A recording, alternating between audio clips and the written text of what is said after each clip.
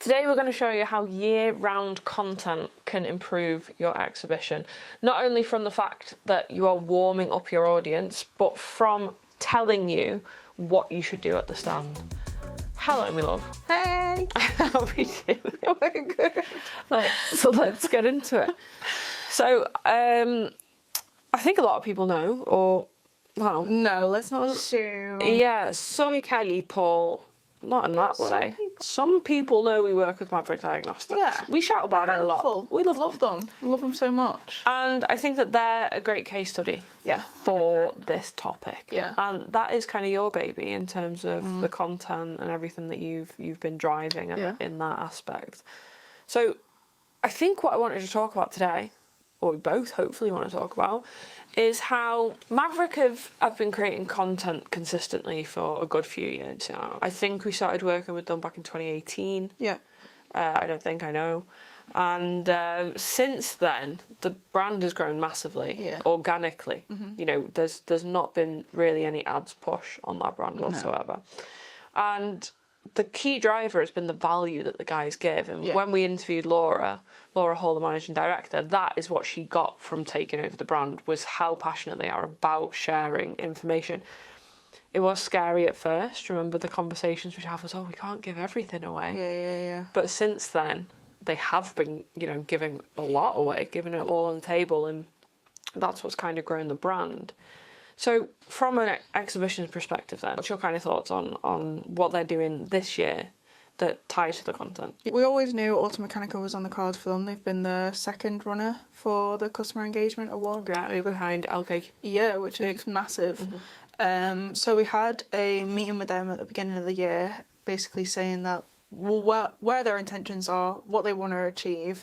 We knew that from that meeting the tech guys are going to be at the stand, so that is insane because you can literally go up to the stand and ask any question that you want for free. And they're geniuses. Yeah, they are so clever. Yeah. And what's amazing about it is that I didn't know much about diagnostics going in. I know you've grown to know a lot about it. School of Andy Brock. Literally. So, but what's amazing about that is that the entire team can break down anything from 5-year-old to completely advanced. And I think that is such a skill set for them to have. And the fact that from the top to the bottom, all of the tech guys are so knowledgeable. We got together and we thought, okay, what is the action plan to nurture this? Because Automechanika, they want to go for gold. They want to go for the #1 customer engagement. Get people to their stand. That's the main thing. So we went in and we were like, okay, how do we do this?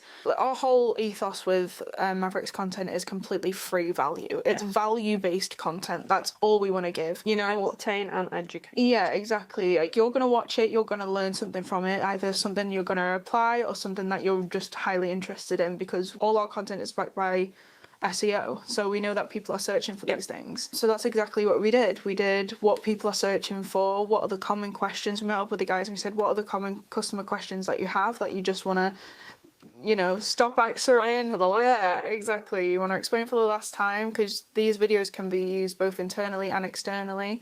There was a big increase in their subscribers because we were doing it weekly. It's when I started applying shorts I realised there's a key opportunity here. Yeah. So our next few filming days after that meeting was that we are going to only do short form and focus on short form. With the tech guys. With the tech guys. They debuted. Yeah, exactly. And they were up for it. I loved it. Well, they were kind of up for it. Yeah.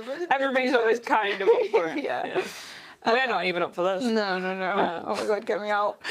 But yeah, so the plan was going into that SEO driven content. So what are people asking for? Meet with the guys. What are people asking them personally? And then creating short form content around that. So it's just enough for people to digest, but also nurturing their skills level, nurturing the type of questions they can answer, and nurturing their knowledge. When people rock up at the stand, they know who they are. Because a lot of them, the customers know them. They're the phone on the voice. They are the lifesavers of workshops day in, day out. I'm not saying they're heroes. Yeah. Well, but heroes who wear caps. They wear caps, not capes. Yeah. But these guys are the voice for workshops at the end of the phone. But now we needed to create content around them so that we could show exactly who they are, the knowledge that they had, beyond Dave and Andy, because they were essentially the stars of the Maverick show. Yeah, you know? They were always up front when it came to tools, diagnostics, any information. So, yeah, we had to expand that because, again, we know how knowledgeable they are. We know exactly what they're capable of, and we know that like we've learned so much from them because they can distinguish from baby level to advanced. So how do we show that? They get in front of the camera. You know, we actually show what the value of this offer of these guys being at the stand is, because people won't simply know. You know, they're not going to assume. So you have to show it. You have to show it, and you have to be consistent, and you also have to utilize analytics so that you know where your effort best placed for this type of sequence. Yeah. So that's the funnel that we had initially. That's our approach.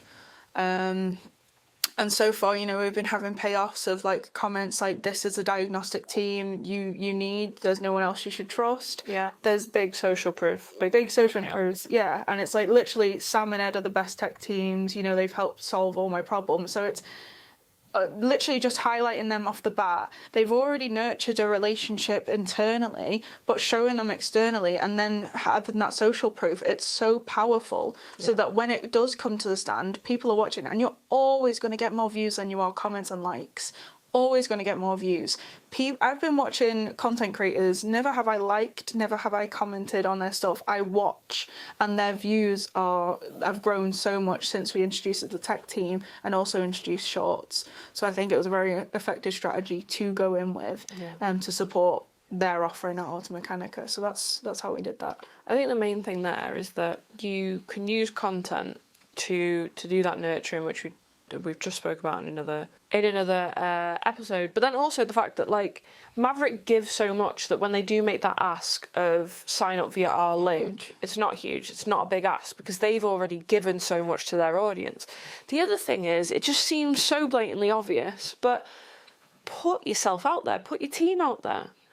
Who are the people that people are going to see day in, day out? If you have your sales guys, why are they not on social? Why are they not doing content that people are asking questions? They answer this all the time. Yes, why not? Because they never had to. They never had to. And as we say, like the industry, automotive especially, is not caught up just yet. So behind. You know, so like... We're here. Yeah, but like still, that there is that mentality around it. It's like they don't need to. They don't see the value of content just yet. But this is exactly what it does. Yeah. It nurtures it. It adds that social proof. It literally tells you, oh my God, I'm going to go to that stand because I know that those guys are there and I have a question I've been dying to ask. Yeah. But not only that, they're also offering £1,000 vouchers off the tools and £500, and then also £400 off training. Plug. That's true. But I think on that note then, create the content in the lead up of the people that are going to be at the stand. You know, when we were speaking to our favourite exhibition guys at Pro Extra Man, I believe they're called, they had mentioned about putting a picture in an email of who was at the stand so that people knew who they had spoken to or knew who to speak to. Content is the same thing, but on a better, bigger scale. Yeah. With that, now what you're doing is you're nurturing a relationship without being that other person in the relationship. It's a one-to-many relationship. People feel like they know Ed. People feel like they know Sam. Right? People feel like they know Andy, Dave and Laura. But realistically, they've just seen them through a screen.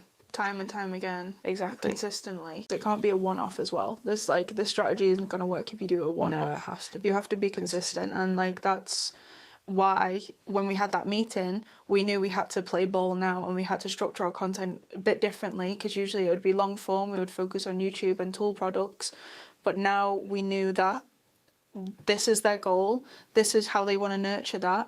We went back to the analytics, and this is working right now, and we'll capitalise off that and start that short form. So and that was consistent. That's been a couple months now that we've been doing that for a show in June. We've been planning this since the beginning of the year because we knew what our clients' goals were. If you have an expertise, it's so sad to keep that within the customers that you already have and internally with your staff. You have to share that, because how else can people know that you are the dog's bollocks? They won't. It's just, I know that you might feel like you're giving away the secret sauce, but people are Googling this stuff anyway. If you're gonna, Googling it, who's already taken that risk? it's showing you that they fucking it. Who are they going to go back to and be like, oh, it's that guy like that does that stuff? If you're going to be the authority in that space, keep it up consistently, keep sharing your stuff. The likelihood that people are going to apply and copy you is very, very little. And even if they do, you have the date attached to it. I'm so sorry. I'm going to get to the point of like almost suck it up. If somebody's going to copy you, they're going to copy you regardless. That could be that they phone up for a sales conversation, or they see it in another light, or you guys are just talking about the same thing. It might be that they've not even copied you. Yeah. Who's shouting the loudest? But also, where did you get your information from? Exactly. Evidence, regurgitation. I'm going to get a bit passionate about this, because keeping it close to the chest, okay, cool. That's not serving you at all, because somebody else is putting that content out. Somebody else is already telling the audience. And they're gaining all of it. And they're gaining the revenue. So do you want money or do you not? Yeah. Put it out, because if somebody's shouting louder than you, it means they're doing a better job of getting in front of the ideal customers that they want to get in front of. There's no justice in this. There's no justice. If they stole it and they ran with it and they made it better, unfortunately, that's the marketplace. And as harsh as it sounds, I know that it's not fair, because, okay, if you've put a lot of work into something and somebody's copied, or, again, they're just talking about the same thing and you're thinking, oh, they copied me, could be that they definitely didn't. But the reality is the market, and we need to put that information out there and not worry that somebody else might do it better. Make sure that you're doing it better. Make sure that you're putting in the reps, that you're putting in the consistent. Make sure that you're creating a community for yourself, so that you don't have to whine about, the world's unfair. Yeah. I think also going back to, like, think of your own behaviours when you trust something. Who are you going to go to? The guy that you've never heard about and says, I can do graphic design. Okay, but I've never seen any of your work. I know that you do it, but the thing is, this guy is so reputable. I've seen his work time and time again. I've liked a lot of his stuff, so that's why I keep up with him. Who are you going to go with? Yeah. It's not unfair, because this guy may be just as talented, even more so, but it's just he hasn't shown any of his work. Other thing, pay more for that guy. Yeah, exactly. I'm going to pay more, and that's exactly what's happened with Maverick. Since they've put out the content, the deal value that comes on the phone or through content is over 2 times more than somebody that doesn't come from that channel. And that's because there's trust there, there's a relationship there. And I think that we can do one-to-one relationships, for sure. Sales reps can go out and do one-to-one relationships. They're hugely valuable. One-to-many, for actually the deal value is more when we do it one-to-many, because you're not just rocking up at a workshop, you're building authority. I think on that as well is, like, when you post so much content about your knowledge, you start to filter out people who are genuinely just not your target audience. They either don't understand you, they either are just not on that level yet, and they'll come back to you, and they know who to come back to when they want to come back to you and have learned enough. Or, like, there's all this, like, nuance around it, so that when we're posting the content in the lead up to the exhibition, people know that, like, oh, I can speak to Ed specifically because I liked his breakdown of that answer. I think that just calls back to the quality of leads. It's the quality of customers. They're going to have quality people showing up to their stand because they have nurtured so many relationships during this build-up. A lot of it is, I've seen that they know what they're talking about, so my investment in their service isn't as risky, so I can put more into it. Yeah. When you don't have any online presence, you don't have the authority building, you don't have the trust of your audience, it's a risk. That investment is a risk. It means that you're not sure if you're going to get the outcome because they have not demonstrated that they're going to get the outcome. And honestly, the only way to demonstrate this is through content nowadays. Yeah. And I don't mean an article in a newspaper, so sorry, I just don't. I mean consistently putting out video content. Yeah. Because it hits so many for it's been the massive payoff. I think, like, video is the main driving factor for Maverick and has been. Like, there's no denying it. Obviously, it's vital. Oh no, of course. Paired together. Gets the authority. Paired together. We do a whole stretch of content for Maverick. We do static posts, we do carousels, we do video content. Yeah. You know, we do the whole thing. But undoubtedly, there's just this touch with video that you can't deny. Your values, it shows engaging. It's human, and that is time and time again of what we've heard in this series is what the automotive industry is missing. Yeah. And I think we need more of that. And yeah, Maverick is a great testimony to show how you can nurture that relationship for an exhibition. So I want to close off this video with tactical advice for the audience back home, which is our approach to, and a standard approach now, to creating content at scale. Yeah. Could you kind of go into that? I think now, like, we know more than anything, like, business owners don't have time. Yeah. They don't. Like, it's once in a blue moon that we're filming like this. I think it was our first time ever sitting down. We've tried a few times, but it does get a bit much. It's, you know, and sometimes it feels wasteful because we're not getting what we want out of it. So how do you get what you want out of it? Typically with our filming days, we'll film a batch of long form content backed by SEO, so we know that people are searching for it and it's actually searchable content. People are searching for this. And if you don't have SEO tools, you can do this on Reddit or...